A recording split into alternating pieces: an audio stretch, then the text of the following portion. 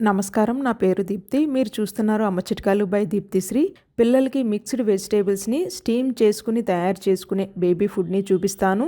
మీరు నేను చూపించిన వెజ్జీసే కాకుండా మీ ఇంట్లో ఏవి ఉంటే అవి యూజ్ చేసుకుని తయారు చేసుకోవచ్చు.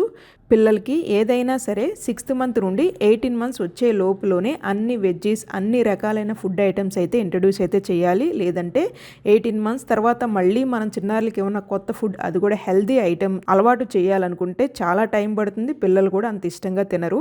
రీసెర్చ్ ప్రకారం తెలిసింది కూడా పిల్లలకి 18 మంత్స్ లోపులోనే అన్ని రకాలైన ఫుడ్ ఐటమ్స్ అయితే ఇంట్రడ్యూస్ చేసేయాలి, వాళ్ళకి అలవాటు చేయాలని చెప్తూ ఉన్నారు.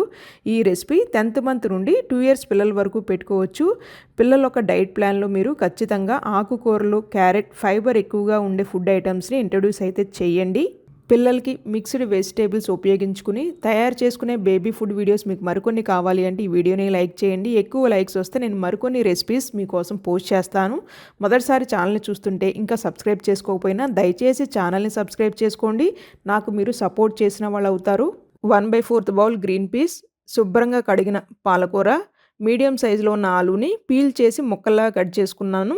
వీటిని 5 నిమిషాల పాటు స్టీమ్ చేసుకుంటున్నాను. ఈ ప్రోడక్ట్ ఒక లింక్ నేను కింద డిస్క్రిప్షన్ బాక్స్లో అయితే ప్రొవైడ్ చేస్తాను, చెక్ చేయండి. చాలా బాగా పనిచేస్తుంది. ఇది మనం స్టీమర్గా ఉపయోగించుకోవచ్చు, అన్నం వండుకోవచ్చు, వెజ్ బిర్యానీ చేసుకోవచ్చు. చాలా బాగుంటుంది. ఇంట్రెస్ట్ ఉంటే పర్చేస్ చేయండి.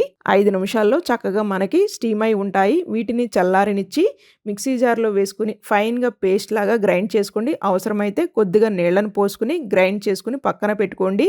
బాండీలో 1 టేబుల్ స్పూన్ నెయ్యి వేసుకుని గ్రైండ్ చేసుకున్న వెజ్జీస్ ప్యూరీని వేసి మొత్తం కలిసేలా కలుపుకుని 1 నిమిషం పాటు కుక్ చేసుకున్నాక 1 టేబుల్ స్పూన్ రాగి పిండిని లమ్స్ ఏమీ లేకుండా నీళ్ళలో కలుపుకున్నది పోసుకుని మొత్తం కలిసేలా కలుపుకుని మీ చిన్నారులు తినే కన్సిస్టెన్సీ వచ్చేంతవరకు కుక్ చేసుకుని 1 year అండ్ అబోవ్ బేబీస్ అయితే చల్లారినాక నేతిని కూడా చిలకరించి మీ చిన్నారులకి అయితే పెట్టండి. ఈ వీడియో మీ అందరికి ఉపయోగపడుతుంది అని అయితే ఆశిస్తున్నాను. వీడియో నచ్చినట్లయితే please do like, share and subscribe.